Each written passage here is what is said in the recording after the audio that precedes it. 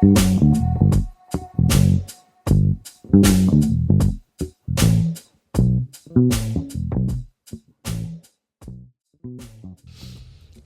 talk about AI in the abstract all the time. LLMs, chatbots, what the future is going to look like. But during the break, I had the experience that made this abstract feel incredibly physical. Now, I've been driving the R1S for a while now, and I recently updated to the universal hands-free system. Now, I've used the driver assistance before, ever since it was available, but this new update changed the scale. Now there's 3.5 million miles of road now open to a new level of autonomy. But here's the thing. I never really realized until I started using the driver assistant how much of a weight I was carrying while driving until the AI took it off my shoulders. I never connected the micro stresses of lane centering or the mental math of calculating the gap between me and a merging truck, or the constant physical tension of feathering the accelerator in stop-and-go traffic. But when the car took over these micro decisions, I noticed right away that I arrived at my destination different. I had more energy and I felt more relaxed. So what I want to do today is look at this shift through my normal three lenses that I look at everything with AI. And that's as a parent first, as an educator, and then lastly as a Googler. All right, let's roll. So first and always most importantly, I'm a dad. So in this seat, the universal hands-free isn't about a gadget. It's about a cognitive load, right? So think about it.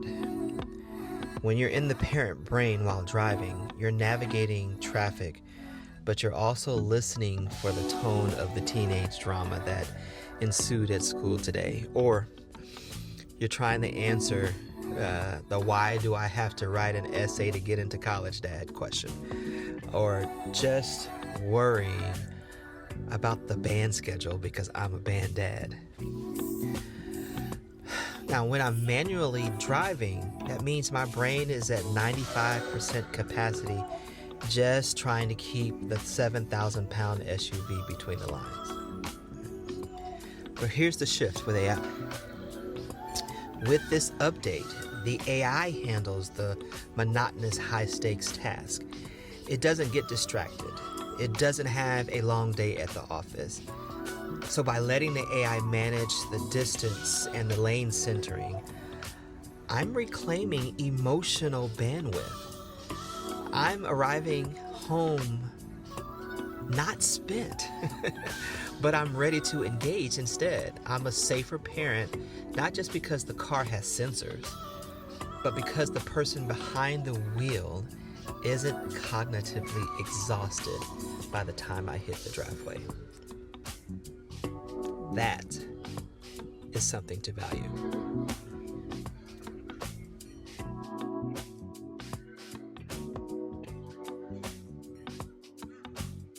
So secondly, I look at this as an educator. We are currently teaching a generation of students who will never likely drive in the way that we did or we learned. Now, when I look at the Rivian screen, seeing how it actually perceives the world, it anticipates the driver in the next lane, right? And it does that even before they signal. What I see in this is a master class in predictive logic.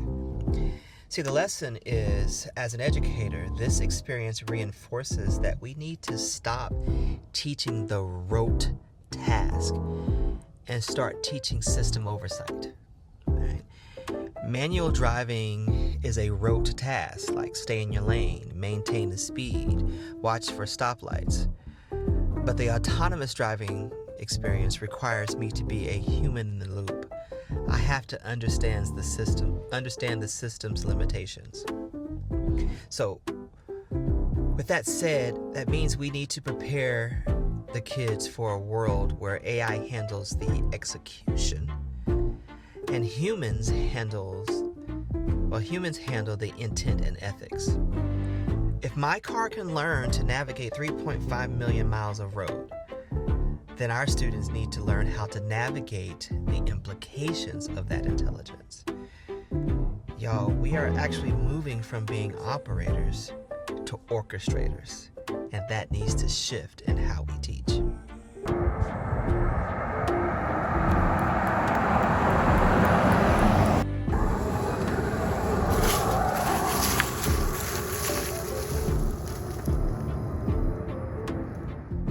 Finally, my third lens is as a Googler.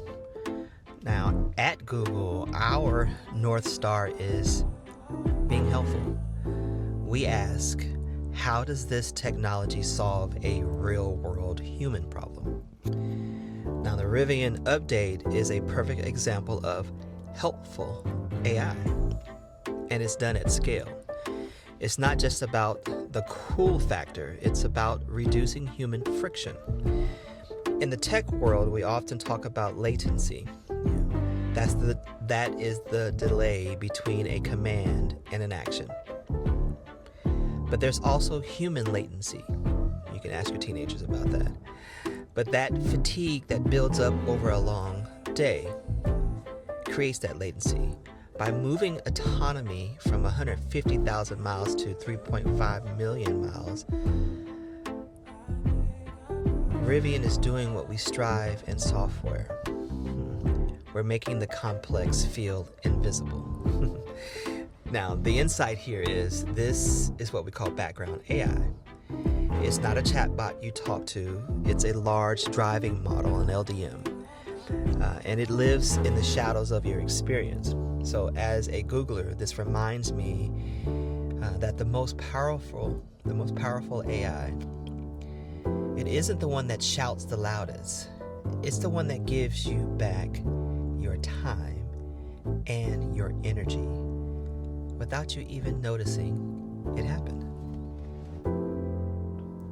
So the universal hands-free update, it gave me more than just a feet up on the dash experience.